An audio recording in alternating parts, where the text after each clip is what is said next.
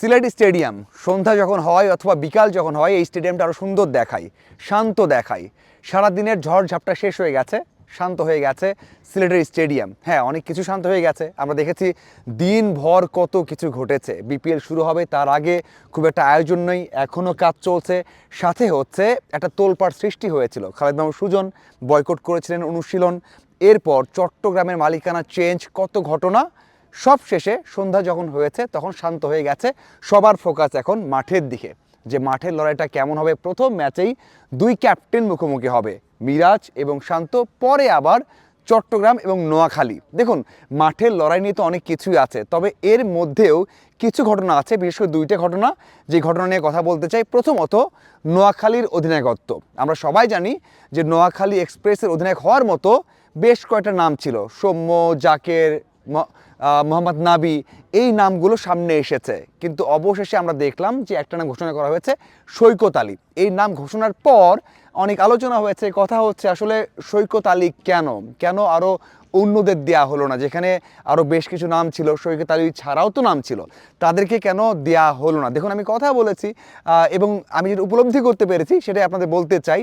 সবশেষ ম্যানেজমেন্ট হোক, মালিক পক্ষ হোক, কথা বলেছি, তাতে বুঝতে পেরেছি যে এই দলের ক্যাপ্টেন্সি কেউ করতে চান না। কেউ মানে হচ্ছে ওই যে জাকেরকে যদি দেন আপনি, জাকের করতে চান না, কারণ জাকেরকে নিয়ে আগে একটা মন্তব্য করা হয়েছে যে জাকেরকে অধিনায়ক হিসেবে পছন্দ নয়। যখন জাতীয় দলের ক্যাপ্টেন্সি করেছেন এমন একজনকে একটা দলের মালিক বলবেন যে জাকেরকে আমার পছন্দ নয়, তখন আপনি কীভাবে ক্যাপ্টেন্সি করতে চান?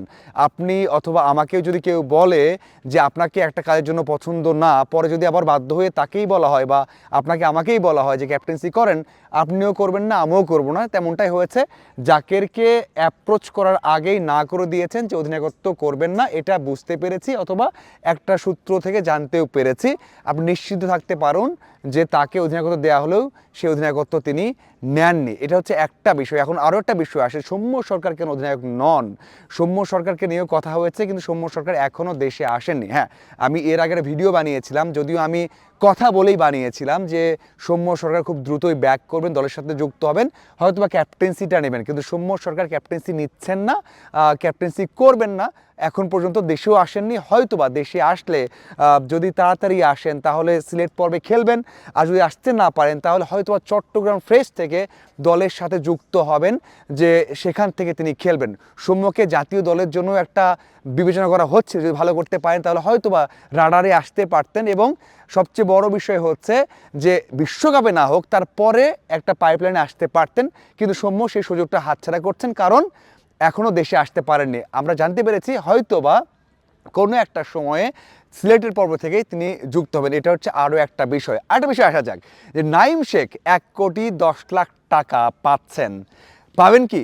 মানে যখন চট্টগ্রামের দায়িত্বে ছিলেন, যারা ছিলেন তারা তো এখন নেই। তাহলে একটা প্রশ্ন আসছে, যারা এত টাকা দিয়ে সেই দলে আছে, নাঈম শেখ, সাথে হচ্ছে মুগ্ধ সেখানে আছেন, তো মুগ্ধকে সেই টাকা দেওয়া হবে কিনা, বা নাঈম শেখ এত টাকা পাবেন কিনা, এই প্রশ্ন আছে। কিন্তু আমরা জানতে পেরেছি, বিসিবি থেকে বলা হয়েছে যে 1 টাকাও তাদের লস হবে না, কোনোভাবেই তাদেরকে ডিপ্রাইভ করা হবে না, যে পাবেন না। যে কন্ট্রাক্টটা হয়েছে মালিকদের সাথে, সেই কন্ট্রাক্ট পেপার দেখালে বা কথা সে প্রমাণ দেখালে সেই টাকাটাই দেওয়া হবে। শুধুমাত্র নাঈম শেখ না, যতগুলো প্লেয়ার সেখানে আছে সবাইকে যেই কন্ট্রাক্টটা করা হয়েছে সেই টাকায় দেওয়া হবে। এবং সবচেয়ে বড় বিষয় হচ্ছে বিসিবি দায়িত্ব নিয়েছে আগে এটা একটা ভালো দিক হয়েছে। কারণ হচ্ছে যদি মাঝখানে হতো, গতবার রাজশাহী যে কাজটা করেছে, যে প্লেয়ারদের রিকোয়েস্ট করে মাঠে নিয়ে গেছে, যাওয়ার পর তাদেরকে টাকা দেওয়া হয়নি, চেক দেওয়া হয়েছে, বাউন্স করেছে, অনেক কিছু করেছে, সেটা এখন হবে না। তো সেই দিক থেকে যারা পেমেন্টটা পাওয়া নিয়ে সংশয় হয়েছেন তারা পেমেন্ট পাবেন, এবং যে সমস্যাগুলো পরে হতো সেটা এখন হবে না।